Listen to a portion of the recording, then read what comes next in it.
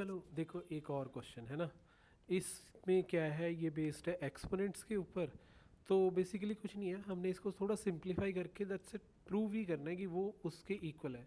तो सोल्यूशन के लिए हम स्टार्ट करेंगे from left hand side. Left hand side से ही स्टार्ट करते हैं। हमारे पास लेफ्ट हैंड साइड में है क्या, x, उसकी पावर में a minus A power -1, then उसकी पावर क्या है पूरी टर्म की 1/a-1, और फिर इस पूरे टर्म की पावर क्या है a/a+1।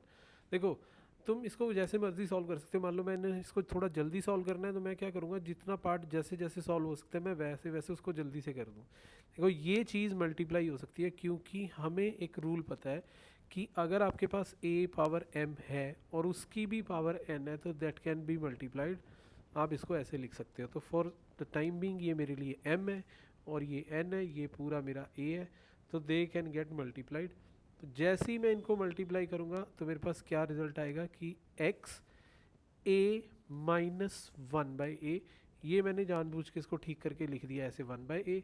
अब जो ब्रैकेट्स ये रही, और ये दो टर्म्स अगर मैं आपस में मल्टीप्लाई कर दूं तो I will be having this a/a²-1। अब ये कैसे आया ये नोट कर लो।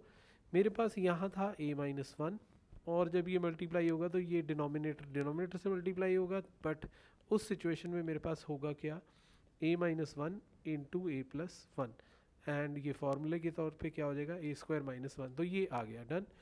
पर यहाँ जो ये चीज़ है मैं इसे भी सिंप्लीफाई करके एलसीएम लेके ऐसे लिख सकता हूँ कि x/a²-1/a, और ये फिर इसकी पावर में a/a²-1। बट यहाँ पे देखो कितना सही बन गया है कि अब आप ये भी मल्टीप्लाई कर सकते हो विद द सेम रूल। तो जैसे ही आप इसको मल्टीप्लाई करते हो तो आपके पास x की पावर में क्या आएगा a²-1a इंटू a/a²-1। तो बहुत ही ईजी सी चीज़ है कि they are getting cancel, this is dividing this and this is dividing this. तो I left only with x⁻1 which is equal to x, और यही हमारी क्या थी right hand side. We need to prove this to be equal to x, तो हमने कर दिया इसका आंसर x। हम यहाँ लिख सकते हैं कि हैंस प्रूव्ड, हमने जो प्रूव करना था जो रिक्वायर्ड था वो हमने प्रूव कर दिया है। ठीक है, बस ये काम करना है।